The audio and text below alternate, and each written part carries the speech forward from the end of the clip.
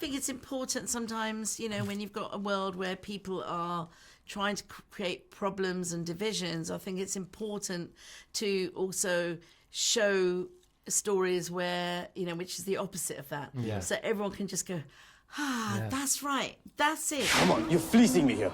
It's busy everywhere, mate. I am going to walk. No tip, not even tonight. It's Christmas Eve. What do they call you then? Scrooge. I've got a fun little game, so it's called Spin the Wheel. So I'll hand it over to you guys, and then what we'll do is... Leave it to the camera. Yeah, go on. Spin away. Quick fire. Christmas or Halloween? Christmas. Mulled wine or chai? Mulled wine. Turkey or biryani? Biryani. Biryani. Home Alone or Love Actually? Or Love Home Actually. Alone. Yeah, so split on this. Your favourite Christmas movie? Christmas Carol. Muppet Christmas. Oh, Christmas Carol. Well trained. It's a Wonderful Life. Yeah. He's saying well trained. You had so many cameos. Who else would you have loved to have had a cameo if they were available? Shah Rukh. I was just going to say that. That is a brilliant one. Yeah. Why? Yeah, do his little thing. That would have been brilliant. Christmas Karma. What was it about A Christmas Carol that made you want to be a part of or remake? My favourite film is It's a Wonderful Life. What a beautiful Christmas film. And I cry buckets every time I watch that. And a few years ago, I'd watched it and I was like, I want to make a film that makes me feel like that. For me, for my kids, for everybody. And that film was inspired by A Christmas Carol. And so I went to Charles Dickens' house. I walked around, asked for Charles Dickens to sort of give me permission. And I said, if you were alive today and you were me, what would you do, Charles? And then the ideas started forming. And I knew someone who'd come from Uganda as a kid and was quite traumatized. They'd come at Christmas and he's come to our house at Christmas and he would always sit in the corner and be a real Grinch. Yeah. And he would look at me and he'd go, why are you doing this? Why are you trying to be white? And I said, I'm not being white. It's Christmas. It's what we've always done as kids.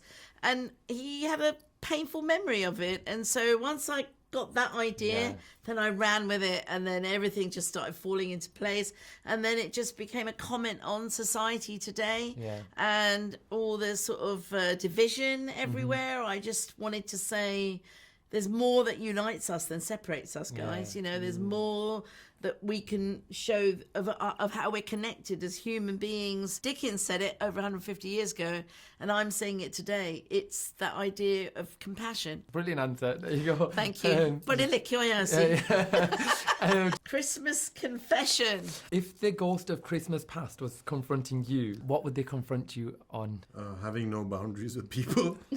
Probably. Yeah. What about you? What about you, That's Gurinder? the safest answer. Christmas confession. I would want that ghost to come back to me as a child and say, it's okay. It's going to be okay. You don't have to fight so much. You don't have to work so hard.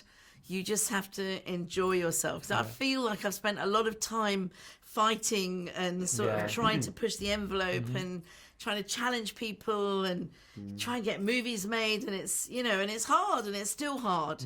And I think I would tell that person to say, calm down. Life is what it is. It's going to be great.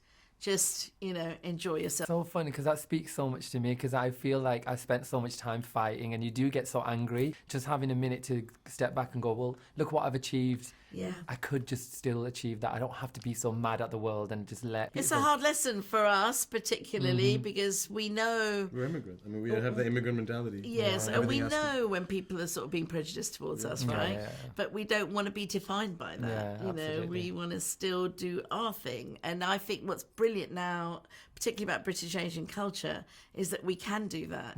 We have our own backs. And if you look at what's happening now with all the flag waving and kind of the move to the right, in the 70s, when that was happening, in the 80s, with the NF, we were all terrified. We thought people were going to come into our parents' shops and hurt them. And in fact, that did happen to my parents, but there was this thing about me being scared at that time. Now, I laugh at people and I go, are you really that ignorant? Do you really not understand your own history? You don't feel so isolated in that because of the support. Like, with every one voice that's saying something opposite on social media, you've got 100 other people saying the right thing. So you don't feel so like, am I alone in this? And that's what I think is so great about even the movie as well. There's that idea of like, you're not just alone. There are so many other people that also go through what you go through and will have your back as well. So I think it's important sometimes, you know, when you've got a world where people are trying to create problems and divisions, I think it's important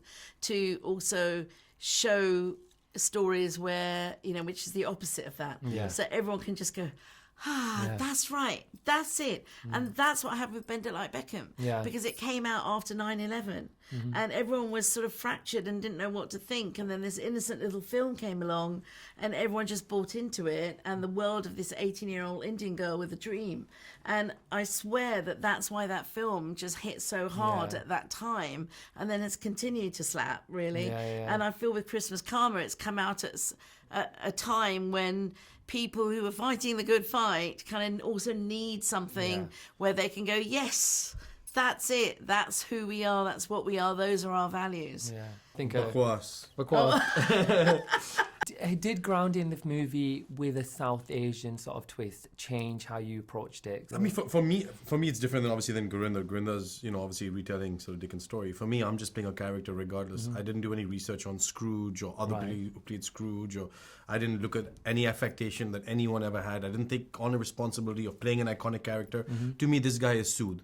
He's a guy who came to England under circumstances that were out of his control, and he suffered a lot of pain, and the only way he thought he could get rid of that pain was to have money and status. And when he realized that wasn't fulfilling, he found love and redemption. And I'm just thrilled we've got a Christmas Bhangra song. Yeah, oh God, it's brilliant. It's so good. We got that to sing, and then we've also got our lovely version of George Michael's classic. They're all going to be on in the house, aren't they, at Christmas? Oh, that's so amazing. We're going to be drunk, we're going to be singing Last Christmas, Lady Adil.